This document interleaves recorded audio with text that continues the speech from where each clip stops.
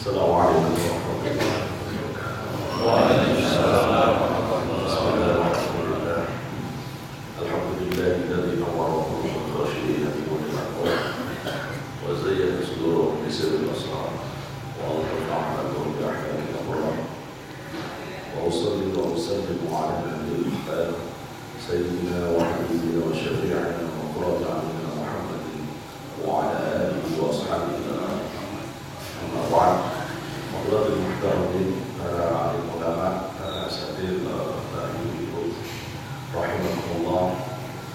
Pada kesempatan ini kita akan mengkaji masalah membaca khawatir atau khatim.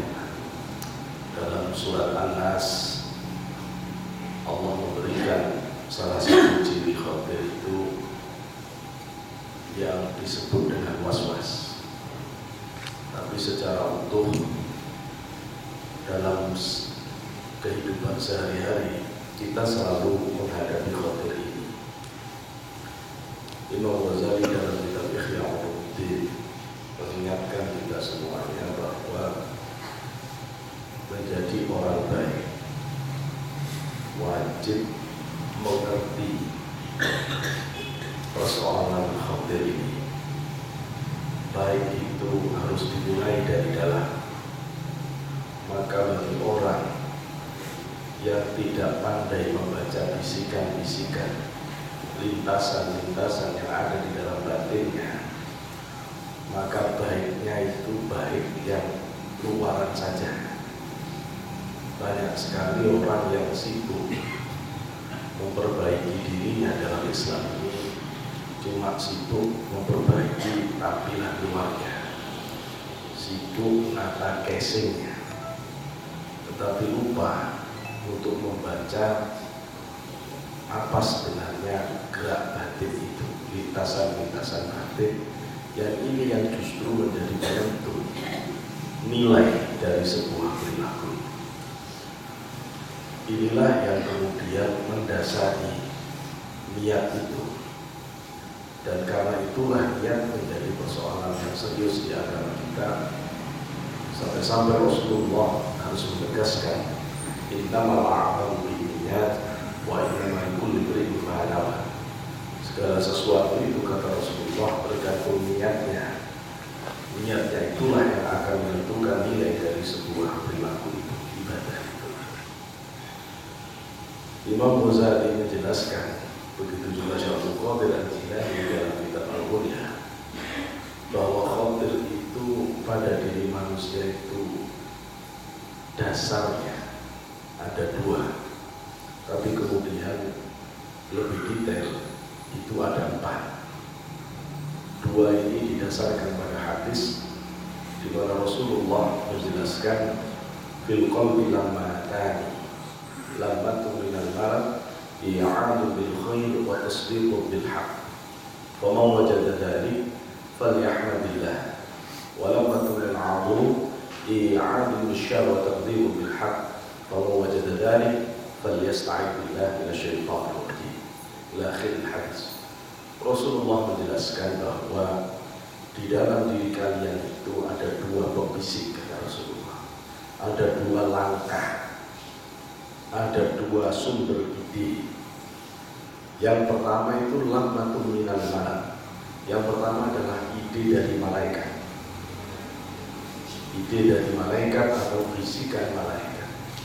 Cirinya, kata Rasulullah, i'adu bil khair. Bisikan dari malaikat itu senantiasa menjanjikan kebaikan. Ujung dari bisikan ini, nilai dari bisikan ini positif. Wa tasdiqu bil haqq, dan selalu sesuai dengan kebenaran. Kalau dinilai dari Quran hadis, ide itu cocok, ujungnya baik, dinilai dengan Quran hadis dia pas, itu berarti dari malaikat. Falyahmadillah. Rasulullah memerintahkan kita, apabila kita mendapatkan ide yang ujungnya baik sesuai dengan Quran hadis, ucapkan alhamdulillah. Kenapa? Itu artinya kita sedang mendapatkan ilhamul malaikah, atau sering disebut kita dapat ilham. Jadi dapat ilham itu nggak perlu pergi ke gunung terus menyendiri. Bukan itu. Ilham itu sudah setiap saat kita dapat. Cuma kitanya yang nggak paham kalau lagi dapat ilham. Dan beginilah cara Allah membimbing orang-orang beriman itu, sehingga dia selalu lurus di jalan Allah dengan dikuatkan ide-ide malaikat ini, lintasan-lintasan batin kemalaikatan ini, bisikan-bisikan malaikat yang ada di dalam dirinya, yang cirinya dua tadi. Saya mau melaksanakan tadi memberikan ciri ketiga. Ciri ketiga bisikan dari malaikat itu ke hati kita terasa lega, tentram, tenang. Jadi kalau misalnya kita itu dapat ide yang di batin itu rasanya menenteramkan, sudah baik sesuai dengan Quran hadis, sudah itu pasti dari malaikat, dan ucapkan alhamdulillahirabbil alamin karena Allah memilih kita untuk terus dibimbing di dalam Allah. Ini yang dimaksud oleh Al-Quran, wallahu yatawallas shalihin, Allah yang akan membimbing orang-orang yang beriman, orang-orang yang baik itu berbicara. Biasanya orang bertanya-tanya bagaimana Allah akan membimbing orang-orang yang beriman. Allah akan menghadirkan malaikat itu di dalam batin kita dan kemudian menguatkan ide-ide positif kita, bahkan memberikan ide-ide positif itu sehingga kita tetap lurus di jalan Allah. Akan tetapi setiap ada ide yang baik, ide yang bagus, ide kebenaran, di dalam diri kita itu serta-merta akan ada penolakan.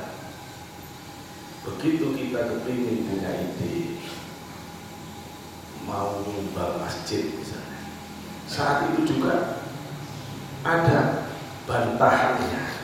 Jangan, masih punya kebutuhan ini. Loh, bantahan ini siapa yang memunculkan? Kok menjadi lawan dari ide positif ini? Terus ini dari mana? Ini yang disebut oleh Rasulullah, walamatu min adu. Ini adalah langkah bisikan dari musuh setan, musuh setan. Cirinya adu bisyar, janjinya itu buruk, meskipun kelihatannya baik di awal, tapi ujungnya buruk. Setan itu cuma bisa menghias-hiasi kemaksiatan, keburukan, tapi aslinya itu buruk tetap. Orang yang tidak mau sedekah, rasanya dia akan banyak uangnya, merasa banyak uangnya tanpa sedekah itu karena pikirannya ditipu oleh setan. Padahal begitu meninggal, tidak ada yang dia bisa bawa, karena hidup ini seperti mimpi. Begitu dibangunkan, Bapak tidak bisa membawa sebutir nasi di dalam mimpinya. Seperti itulah kagetnya orang yang di dunia ini kaya raya, tapi tidak pernah memberikan sumbangsi apa-apa di akhirat. Begitu dia dibawa pulang oleh malaikat, dia baru kebingungan karena satu butir nasi pun di dunia dia tidak sanggup bawa, kecuali amal jariahnya, kecuali amal ibadahnya yang nanti bisa berbuah selamanya di akhirat. Maka ini tipu daya iblis, tipu daya setan. Sama juga ketika orang berselingkuh, pada saat dia mau selingkuh, mau korupsi, tampaknya senang. Tapi kalau orang itu mau memikirkan agak tenang sedikit, dia akan tahu ini akan merusak semuanya. Karirnya akan rusak, semua keluarganya akan rusak.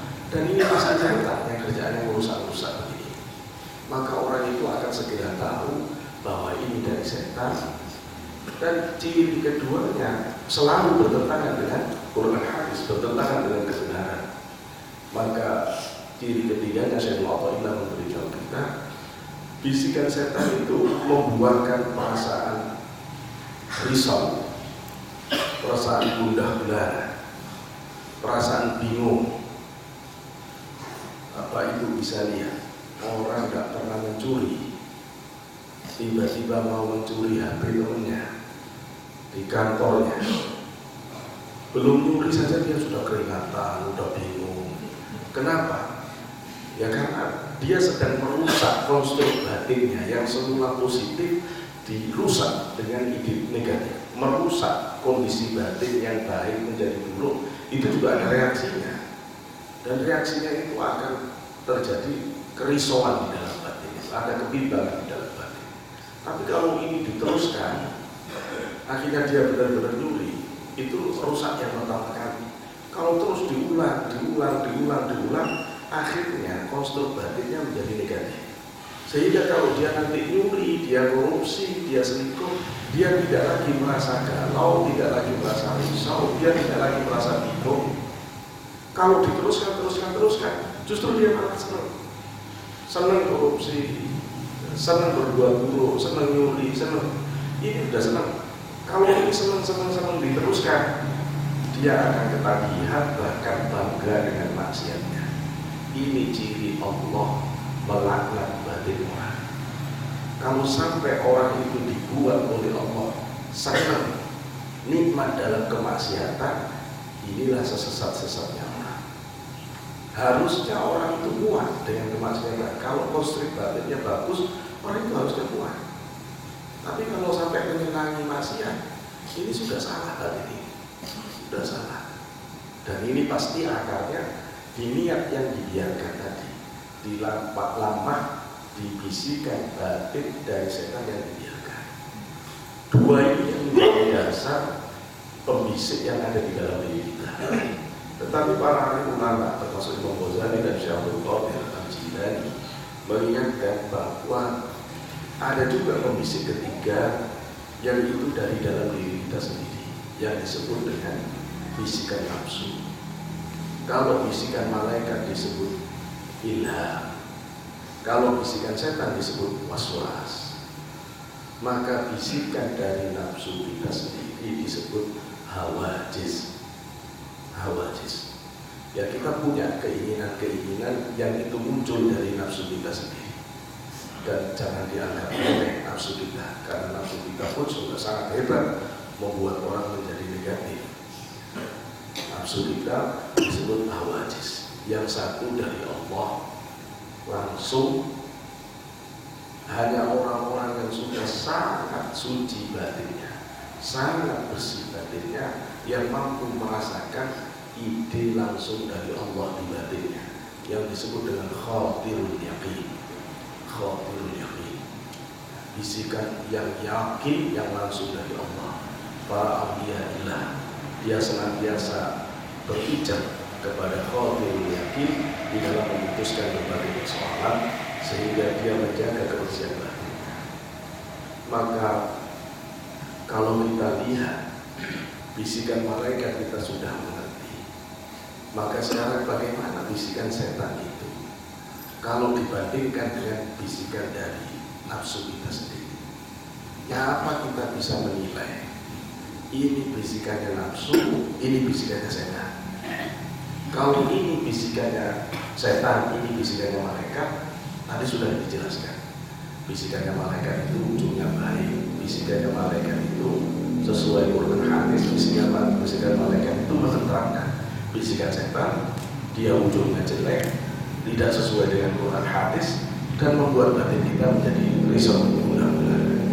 Sekarang kalau kita bedakan dengan nafsu, apa bedanya bisikan dari malaikat ini? Apa bisikan dari setan dengan bisikan nafsu? Imam Ghazali dalam kitab yang menjelaskan bisikan dari setan itu alih-alih, dia berganti-ganti. Kenapa berganti-ganti? Karena bagi setan maksiat itu tidak harus satu, tidak harus satu. Apa saja yang penting orang itu jatuh ke maksiat. Setan itu akan goda kita. Kalau bapak itu digoda matanya mau dirusak, suruh melihat yang haram, kuat bapak jaga, selalu bapak tundukkan dari yang haram, maka setan mundur. Ya udah, biar jaga mata. Tapi nanti telinga yang dibocorin oleh setan. Akhirnya mata saya kuat tidak pernah lihat yang haram. Cuma kalau ada orang rumpi senang telinganya dengar. Tapi kalau kita sanggup jaga telinga kita bersih, mata kita bersih. Mulut yang tiba-tiba senang nyakiti orang, ngomong orang sakit, suka riba, dirusak dari mulut kita. Kalau mulut kita jaga, setan akan rusak dari tangan kita, kaki kita. Kalau semua anggota tubuh sudah kita jaga, pikiran kita yang dibawa kemana-mana, angan-angan kita dan sebagainya. Nah, itu tipu daya setan. Dan maka kalau setan itu biasanya godanya ganti-ganti. Subuh sudah ada Allahu Akbar. Kata setan, jangan dengerin. Enak tidur. Kalau itu kita lawan, enggak, saya mau bangun, saya mau sholat. Setan pindah, ya udah kalau butuhnya buru-buru ya, nanti terlambat. Maka wudhunya buru-buru, tidak sempurna cara kita basuh wajah kita, tidak sempurna cara kita membasuh anggota wudhu yang lain. Kejebak kita oleh setan. Wudhunya tidak sempurna, wudhunya tidak sah, sholatnya ya tidak sah. Tinggal capeknya. Ya kita harus mengerti. Kalau memang ada kuku panjang, hati-hati sebelum wudhu itu di bawah kuku itu dialiri air dulu. Ya, tangan itu disela-selai dulu, ya, supaya jangan sampai wudhu di bawah kuku itu nggak kebasuh. Kalau di bawah kuku itu tetap kering, meskipun sudah wudhu ya tetap basah. Tidak sah. Kemudian orang harus tahu mana anggota wajah yang harus dibasuh. Di atas ini mulai awal tubuh rambut ke samping ini. Kalau Imam Syafi'i bertil kuping ini, nanti Imam Hanafi kalau saya tidak salah ingat itu seluruh kuping ini juga ikut bagian wajah. Tapi Imam Syafi'i sampai sini. Kemudian sampai dagu. Nah terus kalau punya jenggot, ya harus ngerti. Kalau jenggotnya jarang-jarang harus terkena air, karena itu sebelum wudhu sudah dikenakan air dulu sampai ke kulitnya, ya sampai ke kulitnya. Tapi kalau jenggotnya lebat, dia cukup diusap di sela-sela dan seterusnya. Orang harus mengerti ini fikirnya yang baik, karena setan akan menipu kita dari situ. Wudhunya buru-buru, akhirnya tidak sempurna cara kita berwudhu. Maka kalau kita bisa wudhu dengan baik, setan wudhu, ya sudah wudhu yang baik wudhunya. Tapi selesai wudhu terus diingatkan oleh setan, ya nanti sholatnya sholat sendiri saja ya, nggak usah ke masjid, imamnya panjangan, kalau baca surat kamu ngantuk, enak sholat sendiri di rumah. Kalau itu kita lawan, enggak, saya mau sholat di masjid, biar pahalanya tambah banyak. Mundur lagi, ya udah sana sholat masjid. Berangkat kita ke masjid, tapi nanti begitu sampai di masjid ketemu teman, gimana kabarnya? Nanti itu ngomong panjang, imamnya udah takbir masih ngobrol aja gitu kan. Ya kita dirusak oleh setan di situ. Kalau kita sudah bisa takbir, Allahu Akbar, kita jamaah, tapi begitu Allahu Akbar ada dicuri oleh setan kesadaran kita. Kalau Bapak Ibu ikut Imam Syafi'i, yang namanya niat itu kan muqtarinan bi fi'lil awal. Niat itu harus bareng dengan perbuatan pertama di dalam ibadah. Perbuatan pertama di dalam ibadah sholat itu ya takbiratul ihram. Maka orang itu harus niat pada saat mengucapkan Allah, ini di sini ya, Allahu Akbar, selesai niatnya. Coba kalau orang itu niat pada saat Allahu Akbar, bisa orang itu cepat takbirnya? Gak bisa, karena dia harus ngisi hatinya. Saya niat sholat subuh 2 rakaat menghadap kiblat makmum adaan fardu karena Allah. Wah, berapanya? Jadi harusnya kan Allah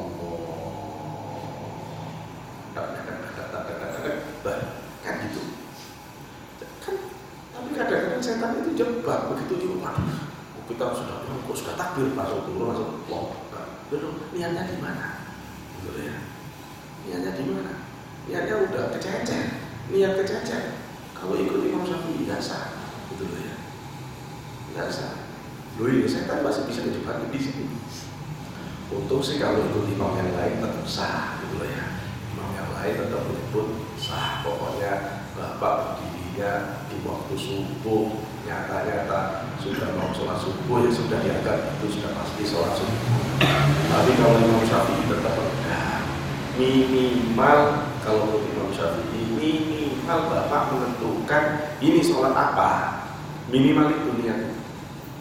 Jadi niat sholat subuh 2 rakaat, minimal niat sholat subuh di hati kita pas Allah di sini minimal di batin saya niat sholat subuh waktu minimal saya niat sholat subuh ada bareng Allah. Cuma sempurnanya ya dijelaskan usul di usul ada yang ada maklumat. Kalau niat sudah sempurna, bagaimana? Walahi setan akan goda bapak dengan jenis tipuan kedua di dalam sholat kita. Tipuan kedua, tipuan ke-1 nantinya. Setan itu kalau goda kita itu kata Imam Ghazali ada 3 Pak modelnya. Strategi setan goda kita itu tipenya itu ada 3. Yang pertama itu setan itu kalau goda dengan godaan dan sebelum kita masuk ke setan goda 3 tipe sudah kenal setan Bapak? Tidak kenal belum? Siapa setan itu Pak? Setan itu siapa? Setan itu keturunannya iblis. Nah iblis siapa? Iblis itu kalau dibuka kitab tafsir jadi ada 2 pendapat.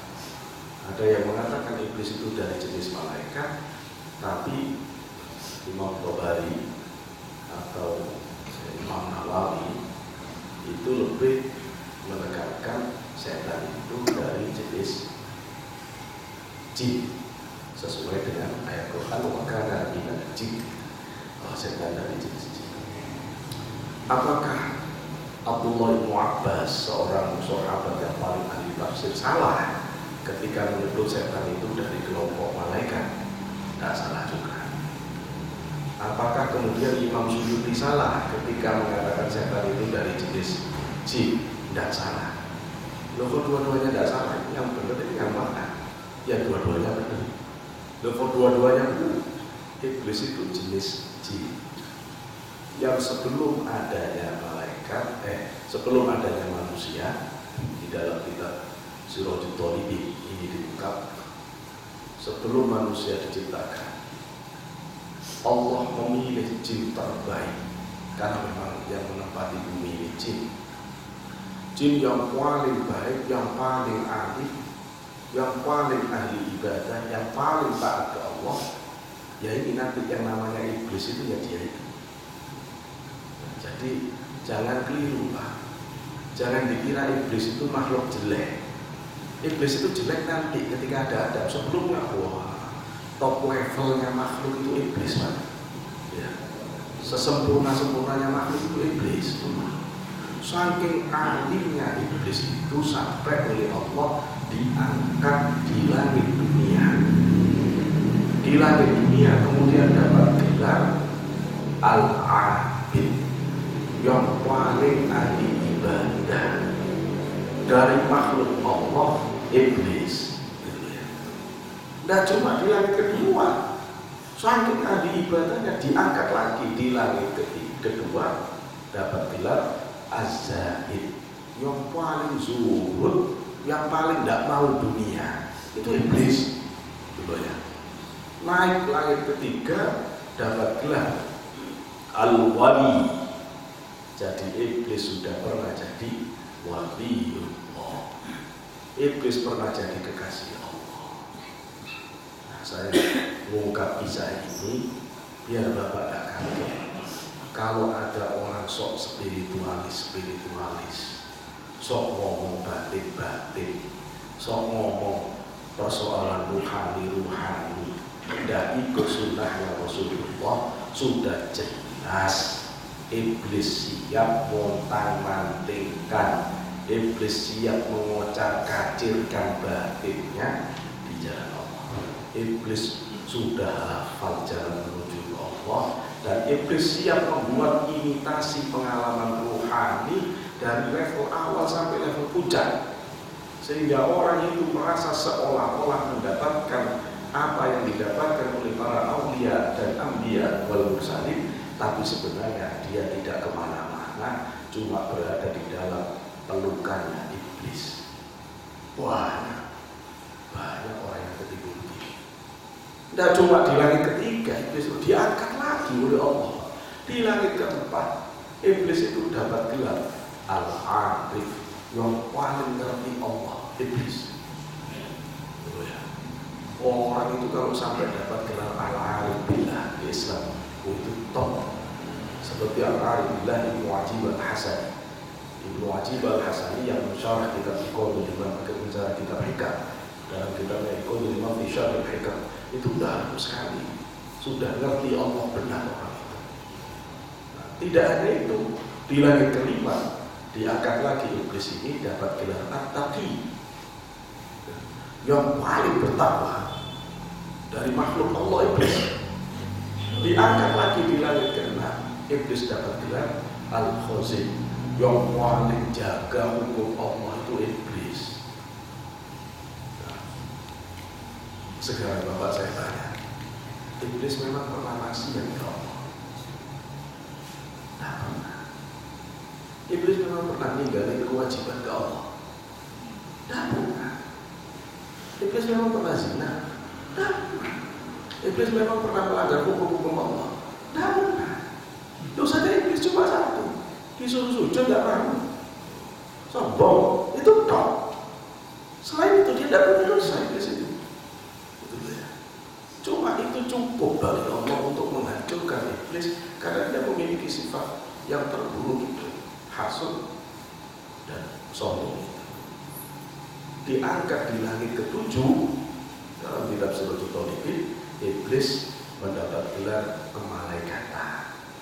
Azazil nama dia. Sebelum bernama iblis, di level malaikat dia bernama Azazil. Setelah itu oleh Allah iblis dipersilahkan menjadi penjaga surga, harisul jannah, selama 40.000 tahun. Setelah itu iblis dipersilahkan oleh Allah tinggal bersama para malaikat selama 90.000 tahun. Setelah itu iblis diangkat menjadi penasehatnya malaikat. Bukan cuma penasehat partai, bukan cuma penasehat partai, penasehat malaikat. Kurang tinggi apa jabatan iblis? Penasehat malaikat 20.000 tahun. Sehingga tidak salah kalau mufassir mengatakan iblis itu dari kelompok malaikat 20.000 tahun Pak jadi penasehat, 90.000 tahun hidup bersama malaikat. Bapak berapa tahun di BSD? Kalau ditanya Bapak orang mana? Baru 7 tahun, Bapak bilang saya orang BSD, loh kan? Bapak bilang saya sudah 25 tahun di sini, saya sudah 30 tahun di sini, 30 tahun sudah Bapak berhak mengaku masyarakat sini. Iblis sudah 90.000 tahun. Ya wajar juga kalau seandainya ada mufassir yang mengatakan dia dari kelompok malaikat, sedang bicara di mana makom dia waktu disuruh itu. Tapi kalau asli dia dari mana asalnya, nah itu dari jin. Kemudian iblis oleh Allah diizinkan tawaf di Baitul Ma'mur. Tawaf di Baitul Ma'mur di atas arsy sana. Yang Ka'bah itu secara zahir yang kita lihat, secara batin Ka'bah itu tembus sampai ke arsy, sampai ke Baitul Ma'mur. Di Baitul Ma'mur itu para malaikat senantiasa tawaf di sana seperti tawafnya kita di bumi. Iblis itu diizinkan tawaf di situ, tawaf iblis. Tawaf selama 14.000 tahun. Jadi iblis itu 14.000 tahun tawaf tidak ngefek. Maka kalau ada orang ahli maksiat, ahli zikir, tiap bulan pergi ke Mekah umroh, saya akan bilang yang kuat iblis 14.000 tahun rusak ya tetap rusak. Kalau tidak mau tobat tetap rusak ya rusak. Jangan dikira kemudian datang ke Mekah dengan membawa uang haram, uang subhan, kemudian akan terjun di sana. Malaikat itu pintar. Kalau Allah ditipu, Allah nipu lebih hebat. Apalagi kalau orang nipu-nipu makhluk dengan nama Allah, itu sama saja nantangin Allah untuk menurunkan azabnya yang berlipat-lipat. Karena itu Rasulullah selalu memesankan, kalau kamu maksiat jangan pakai bismillah. Maksiat pakai bismillah. Yang mau jadi dukun jelek saja masih pakai nama ustaz, masih ya udahlah, kalau mau jelek-jelek saja, tidak usah pakai simbol-simbol Islam. Itu nantangin adab Allah lebih hebat. Jangan bermain-main dengan Allah, karena Allah akan membuat tipuannya lebih dasar. Wa makaru wa makarallah wallahu khairul makirin. Begitu orang itu mencoba nipu Allah, dia akan ditipu oleh Allah dengan tipuan yang lebih dahsyat. Tidak bisa orang mau bermain-main dengan Allah. Ini iblis. Cuma ketika nanti iblis setelah terjadi kekisruhan di alam jin hitam, jin putih. Jin itu ada dua, ada jin hitam, ada jin putih. Aliran hidupnya jin putih itu biasanya sesekali membantu umat Islam. Kalau jin hitam itu yang bantu dukun-dukun, maka tukang santet, dulu ahli ilmu hitam itu perkatanannya dengan jin hitam. Tapi kalau ada kiai kok masih menggunakan jin, itu biasanya jin putih. Hukumnya orang menggunakan jin tergantung perakatannya. Kalau kita ikut penjelasan seperti yang dijelaskan oleh Ibnu Taimiyah dalam kitab Iqtida' ila Shiratal Mustaqim, kalau perakatan awalnya dia dengan jin, dia kalah, dia di bawah jin, dia ulamanya setan. Tapi kalau dia menang, jinnya memang tunduk, dia tetap ulamanya Allah. Ibnu Taimiyah yang menjelaskan persoalan perakatan dengan jin ini. Tapi tetap sebaik-baiknya jin itu tetap seburuk-buruk orang Islam. Jin itu tidak bisa lepas dari watak dasarnya penipu. Dia tetap akan nipu-nipu juga, karena itu tinggalkan jin. Tinggalkan, jangan ikut-ikutan, tetap urus jalan. Nah ini iblis. Begitu iblis itu, waktu alam jin ini terjadi pertempuran, raja jin yang dari aliran putih yang bernama Abdul Aziz itu meninggal dunia menurut Imam Suyuti. Begitu meninggal dunia, maka Allah menurunkan malaikat dan Azazil tadi untuk mendamaikan, menang. Maka sementara waktu sebelum Allah menciptakan manusia, Allah memberikan kekhilafahan itu. Pemimpin bumi langit itu sementara waktu diberikan pada iblis. Pada saat iblis memegang kedudukan pemimpin bumi langit ini, Allah memanggil malaikat. A'udzubillahi wa idh qala rabbuka lil malaikati inni ja'ilun fil ardi khalifah qalu ataj'alu fiha man yufsidu fiha wa yasfiku dima wa nahnu nusabbihu bihamdika wa nuqaddisu lak. Allah panggil malaikat, aku mau menjadikan makhluk yang sebenarnya khalifah di bumi. Nah, malaikat kemudian menyanggah, nanti makhluk itu hanya berbulu-bulu, hanya mengalirkan darah. Para mufassir mengatakan, kenapa malaikat bisa punya ilmu untuk menyanggah Allah, bahwa nanti manusia itu akan berbulu-buluan. Manusia belum pernah dihadirkan di muka bumi, karena sudah ada kejadian Banu Jani, keturunan jin yang terus bertempur. Dengan itulah malaikat kemudian mengira-ngira bahwa nanti manusia akan melakukan hal yang sama. Tapi akhirnya Allah menciptakan manusia. Imam Suyuti menjelaskan tubuh Adam itu diciptakan Allah dari Firdaus, tanah Firdaus, dan kemudian diletakkan di dalam surga Firdaus sebelum diberi roh. Antara 10 sampai 40 hari iblis sibuk untuk ngecek apa istimewanya makhluk baru ini. Seluruh lubangnya itu masuk dicek ada apa, dan akhirnya kata iblis tidak ada apa-apanya. Maka ketika Allah memasukkan roh, iblis tidak tahu roh, karena roh itu lebih gaib daripada jin, setan, iblis. Maka iblis, jin, setan tidak bisa tahu roh. Roh bisa melihat iblis, jin, setan. Roh bisa melihat jin, setan. Tapi iblis tidak bisa melihat. Iblis tidak bisa melihat. Karena itu ketika sudah menjadi Adam, iblis disuruh sujud, iblis tidak mau. Ketika ditanya oleh Allah, kenapa kamu tidak sujud? Maka dia mengatakan, ana khairun minhu khalaqtani min nar wa khalaqtahu min tin. Aku lebih baik. Aku ini api. Dia itu cuma dari tanah. Lalu dia tidak tahu. Karena itulah kemudian dia menyombongkan dirinya. Kesombongan dan hasud inilah yang membuat iblis itu tersungkur, jatuh kepada lembah nista, yang kemudian dia dilaknat Allah sampai hari kiamat. Nanti iblis ini punya 8 keturunan. 8 keturunan iblis ini yang menjadi divisi-divisi setan sekarang ini. Nah ya, setan itu ada divisinya Pak. Setan itu canggih Pak. Iblis itu pintar. Yang orang selalu keliru itu dikira iblis itu tidak canggih. Iblis itu pintar sekali. Adam itu kan sudah pintar Pak. Diajari Allah sendiri, wa'allama Adam al-asma'a kullaha tsumma 'allamahu 'alal malaikat. Kan Allah sendiri yang mengajari Adam. Adam sudah pintar. Ada kita saja masih bisa ketipu oleh iblis, gitu ya. Masih ketipu oleh iblis. Berarti iblis itu pintar banget. Maka kalau orang cuma mengandalkan pintarnya di jalan Allah, gurunya pasti iblis. Agama ini tidak cukup Pak. Dengan rasionalitas tidak cukup. Tidak cukup. Jangan seperti orang yang tidak ngerti. Gitu ya. Nah saja tidak cukup. Tidak cukup. Kita ini butuh pembimbing yang lebih sepuh, yang duluan jalan di hadapan Allah. Kata itu para ulama mengatakan, tidak bisa orang pergi ke Allah sendirian. Tidak bisa. Kita butuh pendamping untuk melihat benar dan langkah kita, untuk mengoreksi mana yang salah. Karena nanti iblis yang siap untuk menyesatkan itu, siap menyesatkan. Nah ini iblis.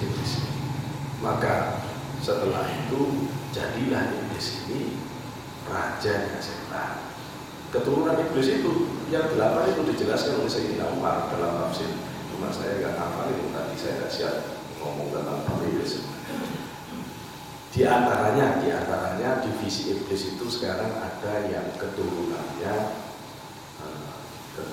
A'war. A'war ini punya keturunan, divisi A'war itu mangkalnya di supermarket. Ya kan? Di pasar. Nah itu dia mangkal di situ.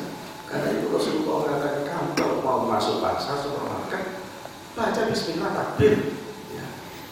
Nah, doa dulu. Bismillahirrahmanirrahim. Apalah yang Bapak baca. Soalnya kalau tidak begitu, kena A'war itu. Kalau A'war ini kena pedagang itu kalau ngomong lincah banget lidahnya, nipu orang itu.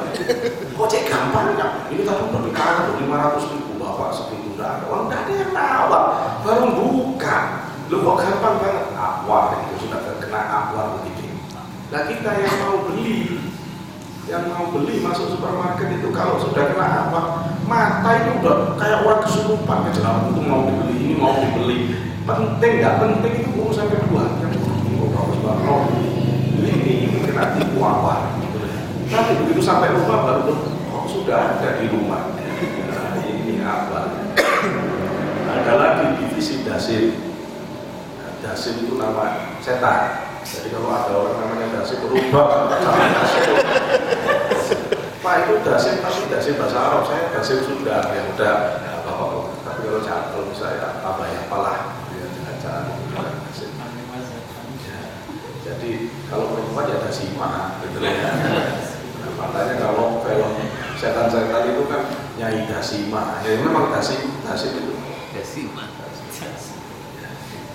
Dasim itu yang kemana-mana baru bapak bantu saya. Tidak ada orang yang bisa lepas dari dasim.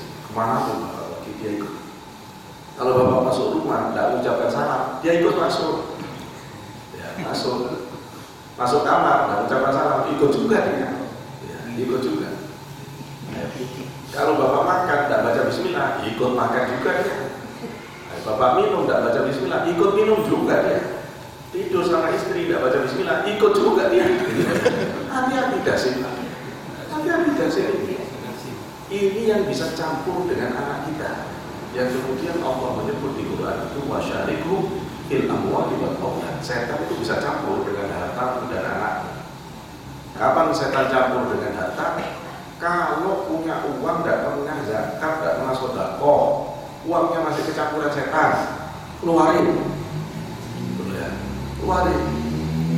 Kapan setan itu campur dengan anak kita? Kalau tidurnya bapak ibu tidak baca bismillah, setannya campur, anaknya repot diajak ke agama, muridnya susah. Kalau gitu nanti kalau saya datang ke istri, bismillahirrahmanirrahim, oh jangan cepat-cepat, istrinya takut. Memang saya setan apa kok bismillahnya kenceng banget? Tidak, bismillahnya itu tanpa gerak bibir. Jadi bismillah tapi tidak usah gerak, tapi ibadah bismillahnya. Ibadah bismillah. Itu apa dasih. Nah ini sudah sekarang ini divisi-divisi setan itu lebar.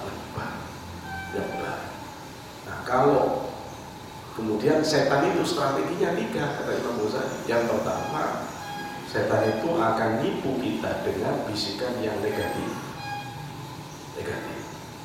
Pulang dari ngaji ini, udah sholat, sudah ngaji. Sholat itu makanan rohani, ngaji itu minumnya rohani. Kan sudah hebat ini, udah lengkap, pakai lengkap.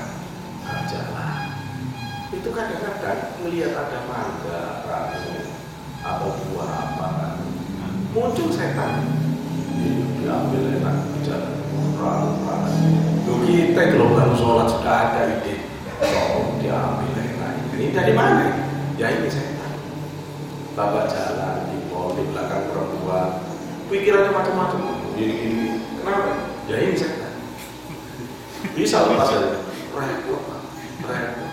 Jadi memang tugasnya setan gitu. Kalau jadi kiai tetap saja juga itu loh ya. Enak-enak ceramah, apalagi yang diajar anak kuliah. Anak kuliah kan cantik-cantiknya orang. Enak-enak aja. Ya kalau saya apa adanya. Walaupun saya tidak pernah kuliah. Kalau saya tidak pernah memperhatikan. Kadang-kadang dilaporkan oleh mahasiswi saya ke bagian di bawah. Pak Sofi mengajar tidak pernah lihat. Udah dada-dada tidak dilihat katanya. Jadi kalau kita ngajar, kita ngomong, kadang-kadang setan beritahu pojok-pojok cantik, tengah-tengah cantik. Ya ini setan.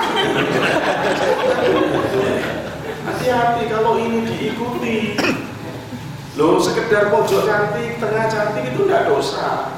Kenapa? Itu masih setan yang lain. Tapi kalau kemudian namanya laki-laki ya senang juga perempuan, nah itu sudah sahabat. Nanti kita akan bicara tentang intensitas bisikan dari setan ini. Tapi jadi ini setan itu, jadi begini caranya. Maka dia masuk dengan bisikan negatif. Tapi kalau bapak ahli ngaji, insya Allah cepat kau melihat. Pokoknya setiap guru itu pasti setan. Nggak benar itu pasti setan. Melihat uang banyak, ada Pak Meskipun bapak sudah ahli, ada ide nakal itu. Ini kalau diambil 100 kayaknya nggak ada yang tahu. Ya Allah setan. Itu kata Rasulullah kalau sudah ada ide begini cepat-cepat tahu. Tahu kita itu lemah, sudah jangan sok kuat lawan setan. Enggak saya kuat Pak. Saya kalau melihat orang-orang itu sampai SMS ke perempuan, transfer ke perempuan begitu banyak itu, jijik saya. Ya jangan begitu Bapak.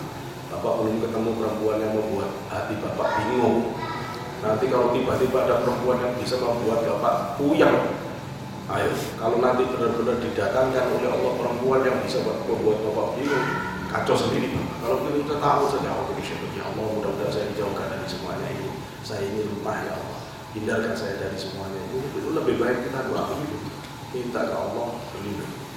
Gampang lepas dari jenis satu ini karena kita gampang menilainya. Kalau begitu jenis kedua, yang ini yang ada di sholat tadi. Begitu jenis kedua ini, setan itu godanya tidak negatif, godaannya positif. Godaannya positif, tapi tempatnya salah, waktunya yang tidak benar. Coba, enak sholat, Allahu Akbar, diberitahu oleh setan, kunci motornya hilang. Nah hilang, itu ada di saku celana yang warna biru itu loh yang kemarin. Oh iya, saya kan kemarin. Lo ketemu Pak, iya setan itu ya. Uang yang kemarin itu, uang itu udah semua yang hilang-hilang diketik, janji-janji yang lupa diketik, janji-janji yang lupa diketik. Ya, saya tadi hampir lupa kalau kesini, ingetin. Ini kerjaannya setan ingetin itu. Ada ustadz yang nggak paham bab ruhani, kemudian jelaskan. Tanya, Ustadz kenapa kalau kita sholat itu barang-barang yang hilang bisa ketemu? Jawabannya ngawur. Itu karena kondisi batin kita sedang bersih. Jadi semua barang-barang bisa hilang, bisa ketemu. Karena itu kalau kita lagi kehilangan, sholat 2 rakaat biar ketemu. Ngawur itu Pak. Ngawur itu. Kita sedang dirusak batinnya oleh setan. Kekhusyuan kita dirusak, bersih gimana? Gitu loh ya. Jadi setan itu mencuri kekhusyuan Bapak dengan semua hal yang Bapak anggap penting. Karena itu ketika Nabi Isa dulu punya sisir sama mangkok, maka oleh setan dibilang oleh iblis, meskipun kamu orang paling zuhud, kamu cuma punya dua mangkok, punya mangkok sama sisir, aku pasti bisa kacaukan sholatmu dengan mangkok dan sisir. Akhirnya dibuang sisirnya, sisiran pakai tangan. Nah, mangkok tidak bisa, mangkok itu untuk kepentingan dia wudhu, jadi tetap di bawah. Terus saya mikir, Nabi Isa cuma punya mangkok saja, iblis masih sumbar, bisa goda. Lah kita itu mangkoknya saja berapa, sisirnya Bapak berapa? Terus setan itu sangat, coba sekarang kita lihat. Begitu Bapak takbir, Allahu Akbar, takbir. Semula Bapak tidak pernah mikir motifnya saja. Tapi kenapa begitu Allahu Akbar? Motif sajadah itu kesayangannya kurang bagus. Ini mestinya ini begini. Kasar banget sih kabarnya.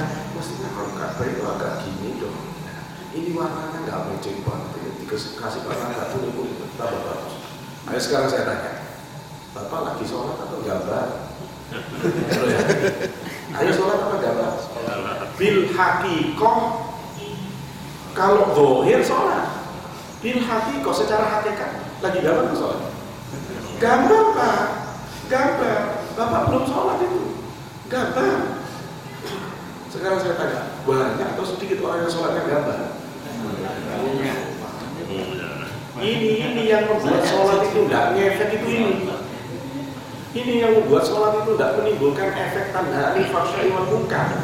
Yang membuat sholat itu tidak bisa mencegah perbuatan keji munkar karena dia tidak sholat sebenarnya, masih gambar. Maka kalau saya ditanya kenapa ada orang ahli sholat tapi ahli maksiat, kayak apa sholatnya? Lu sholat bener Pak, dulu aja jam 10 kok mau korupsi. Iya, setengah 10 itu diajak korupsi. Udah gini aja, mau enggak? Kalau enggak saya tinggal, saya mau sholat ini. Cepetan ini harus segera diselesaikan urusan dunia. Urusan korupsi disuruh segera, setelah itu pergi ke Jumatan. Bisa begini? Bisa. Wong sholatnya cuma dohirnya.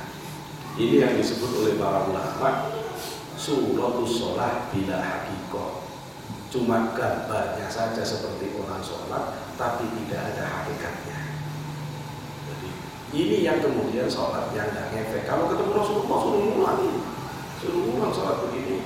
Maka tidak usah kaget kalau ada orang yang mencibirkan sholat karena sholat itu tidak ngefek. Sholat kayak apa? Pak, seperti tentara itu bukan tentara. Tapi itu seperti tentara loh, badannya gede, terus bajunya doreng, cukurannya cepat. Iya, tapi dia coba tanya, KTA-nya mana? Kartu anggota militernya itu. Coba Bapak divisi mana? Bapak dari mana?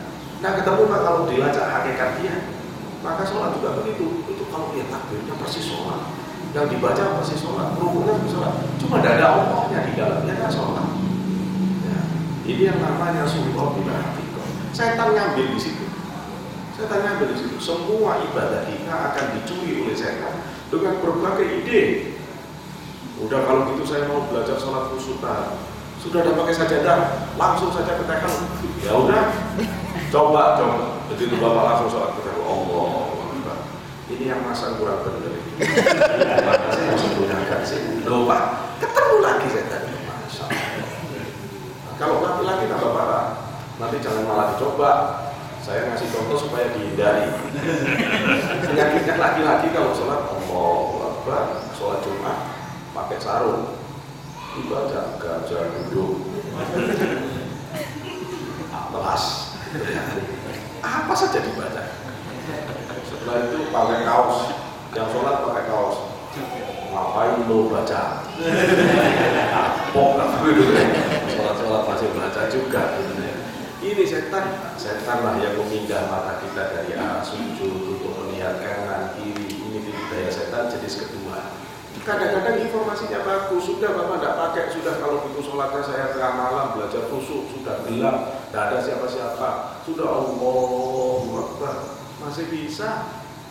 Apa kata setan? Kamu sholat malam ya, selesai sholat malam, sholat tahajud, sholat witir. Setelah sholat witir, nanti kamu cepat-cepat pengajian nanti jadi sholat subuh di sana. Nanti kamu ada setelah sholat subuh, udah jangan panjang-panjang, nanti kamu nggak kebagian tukang sayur yang di sana itu paling murah. Setelah itu kamu pergi kerja, setelah itu kamu kesini, setelah itu kamu kesini. Begitu assalamualaikum, sholat atau agenda kerja hari ini, kan? Keliru kita, tetap dimain-main. Terus bagaimana? Sholat yang benar itu belajar hadir pada maknanya. Kapan disebut khusyuk sholat kita itu ketika mulut, pikiran, hati satu sama. Kalau di sini mengatakan Allahu Akbar, ya semuanya Allahu Akbar, gitu loh ya. Ketika di batin itu mengatakan Rabbil firli, mulut mengatakan Rabbil firli, ampuni aku ya Allah. Batin itu nangis, pikiran itu menyadari. Ya Allah, memang saya tidak benar ya Allah, ampuni saya ya Allah, warhamni, sayangi saya ya Allah, kalau bukan kamu yang ngayahi saya siapa ya Allah, wajibuni, tutup semua kelemahan saya ya Allah. Begini gitu ya. Allahumma hdini fi man hadain, ya Allah, tunjukkan saya ya Allah, orang-orang yang lurus jalan hidupnya itu yang mana, tunjukkan saya ya Allah. Tidak mau doa ini, ya terserah gitu ya.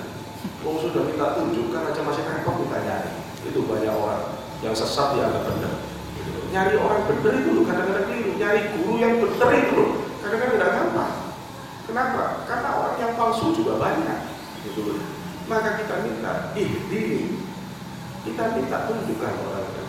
Nah kalau sudah kompak mulut dengan hati, pikiran khusyuk.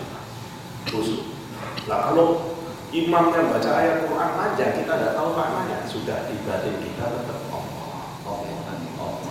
Yang penting Allah. Asal jangan di mulutnya imam lagi imamin Allah tahu gitu ya. Di dalam batin saja Allah. Kalau memang tidak langsung memahami maknanya, khusyuk kita terhindar dari jenis kedua. Yang ketiga, ini godaan setan yang paling maju merusak kiai ustaz.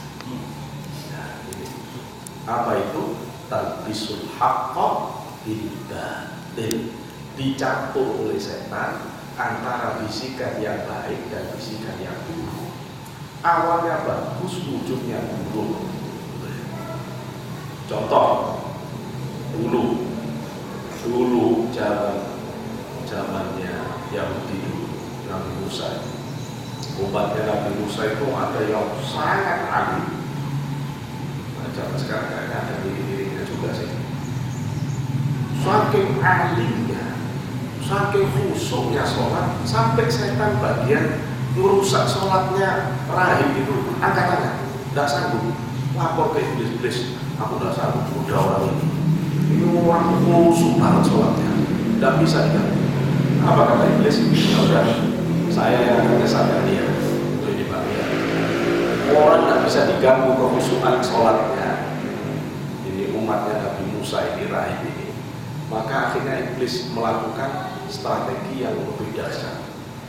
Diganggu sholat tidak bisa. Udah ganti. Aku yang akan kesati. Dicari perempuan yang paling cantik di desa ini. Ketemu perempuan yang cantik, langsung dicekik. Kata iblis, dicekik lah oleh setan perempuan itu. Begitu dicekik, sakit. Begitu sakit, dibisikin orang tuanya. Kalau mau sembuh, itu bawa ke Itu rahib itu, ya alim itu orangnya, tidak mungkin dia maafin anakmu, itu khusus orangnya, alim, ustaz dia itu. Akhirnya dibawalah oleh orang tuanya ke rahib ini benar diikhtiarkan. Ya kalau ada miripnya ya, menurut saya bukan kata baca lagi. Dibawa ke rahib. Begitu dibawa ke rahib, setan masih bisikin positif. Mau nggak diterima? Jangan ini tamu. Masa kamu nggak diterima? Kamu nggak boleh, tamu itu harus diterima, harus dihormati. Ya udah. Akhirnya oleh orang tuanya dibisikin oleh iblis, tinggalin di sini. Ini kiai, ini ulama, ini rahib. Nggak akan dia ngapain? Ya orang alim. Akhirnya ditinggal. Sang rahib ini nggak terganggu, Pak, tetap ibadah khusyuk meskipun perempuan itu di kamarnya, tetap khusyuk. Tapi kemudian iblis bisikin, kata iblis, baik, tolong kamu doakan itu kasihan sakit, bantu orang itu berpahala, disuruh oleh Allah. Positif bisikannya. Akhirnya doa, ya Allah sembuhkan perempuan ini.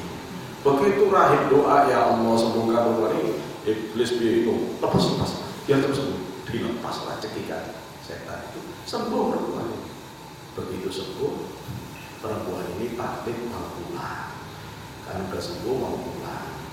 Mau pulang tamunya juga tidak ada apa-apa pikirannya rahib ini. Tapi kemudian setan mengingetin, masa udah diobati pulang, tidak tahu namanya. Yuk ditanya namanya siapa, anaknya siapa. Sekedar tanya nama, anaknya siapa kan halal-halal saja mudah. Ya tidak haram cuma tanya nama. Tapi begitu rahib ini nanya, namamu siapa? Kamu tinggalnya di mana? Anaknya siapa? Begitu perempuan ini jawab, wah itu Pak, dia mengerahkan seluruh setan untuk menghiasi bibirnya, pipinya, gerak tubuhnya, habis rahib itu Pak, tergilir-gilir. Bingung rahib itu. Alim dia di atas sajadah, tapi dia belum teruji di hadapan perempuan. Banyak orang alim, cuma alim di atas sajadah, belum teruji. Memang kalau ngomong mah gampang, itu koruptor itu, laratul mal. Bapak pernah tidak jadi pejabat? Tidak pernah ya, gampang Pak ngomong, gitu loh ya, ngomong. Ayo kalau ketemu uang, kuat tidak Bapak? Gitu loh ya, kuat tidak Bapak? Islam itu bukan teori. Praktekkan, kalau sudah ketemu uang, ternyata uang di tangan Bapak tidak kurang sepeser pun, malah tambah, Bapak, malaikat Bapak. Dulu ya, ada usah pakai gelar-gelaran sudah. Kalau orang Pasuruan di daerah saya itu, ya itu gampang lihat orang alim itu bukan karena banyak Qurannya, banyak hadisnya. Pokoknya kalau dipegangin uang utuh alim itu sudah itu aja. Kalau dipegangin uang kurang-kurang meskipun partainya Islam, orangnya Islam, jenggotnya panjang, nggak usah dulu ya. Pokoknya ukurannya uangnya utuh dulu ya. Amanat rakyat utuh. Nah itu berarti kita bela. Jadi itu ukurannya hakiki. Gitu ya. Ya ini iblis ini mainnya begini. Iblis ini mainnya begini. Maka oleh iblis setelah ditanya begitu ketarik. Akhirnya jabat tangan. Jabat tangan seterusnya dimainkan oleh setan. Akhirnya jatuh ke sahabatnya. Akhirnya jatuh zina. Setelah dizinai, iblis beritahu hamil tak perempuan ini. Begitu hamil katanya iblis, wah kamu kan ulama paling top. Ini kalau sampai tak bongkar aibmu ke hadapan orang Israel, Yahudi, habis kamu kerahiban. Terus supaya tidak kebongkar kemana-mana, bunuh saja perempuan ini. Mumpung tidak ada yang tahu, nanti kalau orang tuanya datang ke sini beritahu dia sakit parah sampai mati, saya tidak sanggup, sudah saya kubur. Dibunuh karena tidak ada orang tahu.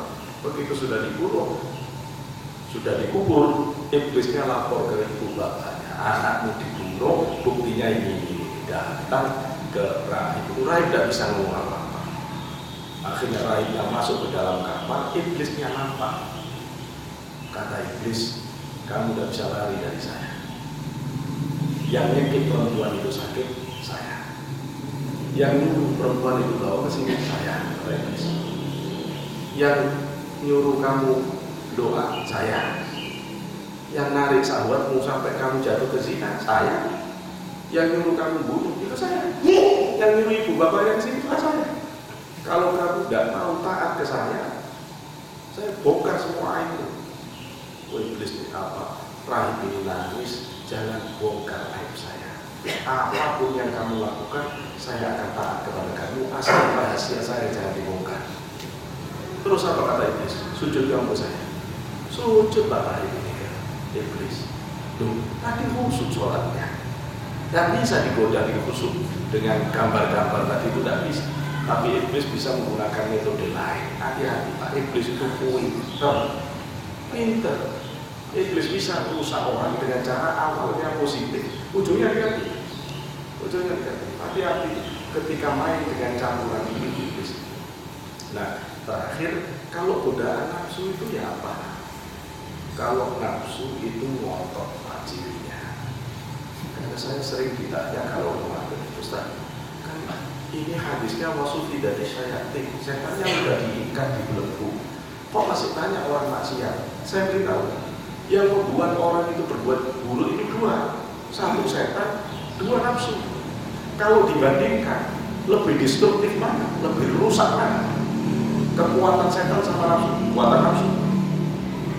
Kekuatannya lebih hebat nafsu. Karena itu sampai Al-Arabi mengatakan, nafsu itu waktu diciptakan oleh Allah, ketika ditanya, man anta, man ana, Allah mengatakan, kamu siapa? Saya siapa? Nafsu itu melawat kepada Allah, Pak. Kata nafsu, anta, anak-anak. Anak-anak anta.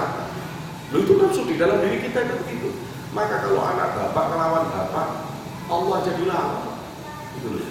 Ya, nafsu itu memang begitu. Maka dibenamkan di neraka ribuan tahun baru ditanya oleh Allah, man ana wa man anta, baru anta rabbi wa ana abdu. Tuhan kami, saya hamba baru. Nafsu kita pun baru ngaku Allah kalau kita tepat dan tundukkan di hadapan Allah. Kalau tidak, ya nafsu ini yang paling hebat. Apa cirinya nafsu? Nafsu itu ngotot. Kalau nafsu ngotot, kalau setan ganti-ganti, kalau nafsu ngotot. Kalau tidak dengan dia, lebih baik saya mati, kalau tidak kawin sama dia. Ini nafsu. Nafsu yang ngotot-ngotot ini begini nafsu. Sudah lapar Bapak pagi ini, nafsu itu udah terlihat. Kalau urusan lapar secara biologi, secara dokteran, lapar itu kan cuma lambung, tidak ada isinya teorinya. Teorinya kan mau diisi kentang semua, selesai urusannya. Diisi tempe semua, selesai. Diisi tahu semua, selesai. Itu teori fisiknya. Tapi ketika nafsu sudah milih, kata nafsu, bakso Pak Kumis, tidak ada yang bisa masuk. Tidak ada yang bisa masuk. Tek, apa ketoprak? Lapar ini? Enggak, nafsunya ya enggak. Gitu loh ya. Begitu dilihat sate, enggak. Begitu sate Padang enggak, warung Padang lewat juga enggak. Gitu loh ya. Seandainya bisa lewat. Gitu ya. Tapi begitu ada tetap bakso lari. Begitu dilihat tuh, yang jual bakso kok bukan Pak Kumis, enggak jadi lagi. Masya Allah nafsu. Hati-hati Pak, jangan mau disiksa nafsu. Saya Pak, nggak bisa makan kalau nggak hangat. Coba sekarang, yang nyuruh makan harus hangat itu siapa? Qurannya mana? Hadisnya mana? Ya nggak ada, ya cuma nggak enak saja. Ya itu nggak enak itu nafsu. Ya apa Bapak bisa kalahkan itu? Sehingga menjadi yang penting makanan ini halal, saya makan. Urusan tidak pas dengan nafsu saya, biar kapok nafsu saya. Kalau dituruti terus, tidak jadi baik-baik. Ya ini nafsu Pak. Jadi belajar jadi orang alim itu mengalahkan kemauannya sendiri. Nanti tidak banyak untuk Bapak. Ya, jadi nanti kalau misalnya, coba kalau nanti sudah begini Bapak makan apa saja yang penting halal. Enak istrinya dia, kurang garam dikit, kurang asin dikit, udahlah. Yang ngomong kurang ini nafsu. Sudah yang penting ini halal.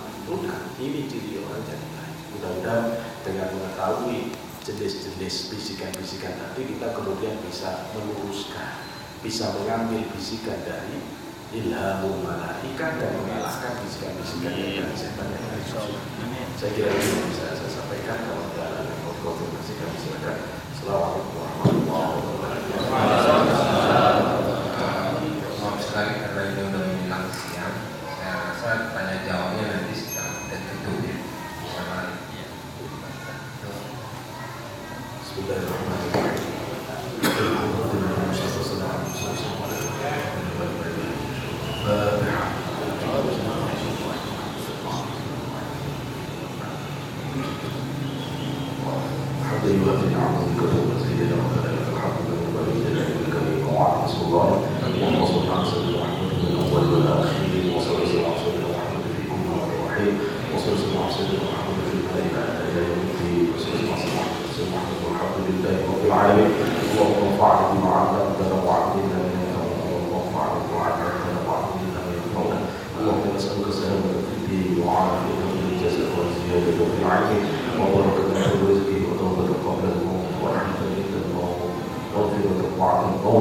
اللهم هون علينا في شقرة الموت وبددا من النار والعرض من الحساب يا الله بها يا الله بها يا الله بحسن الخاتمة يا الله بها يا الله بها يا الله بحسن الخاتمة يا الله بها يا الله بها يا الله بحسن الخاتمة ربنا هب لنا من أزواجنا وذرياتنا قرة أعين واجعلنا للمتقين إماما ربنا آتنا في الدنيا حسنة وفي الآخرة حسنة وقنا عذاب النار سبحان ربك رب العزة عما يصفون وسلام على المرسلين والحمد لله رب العالمين. سر الفاتحة.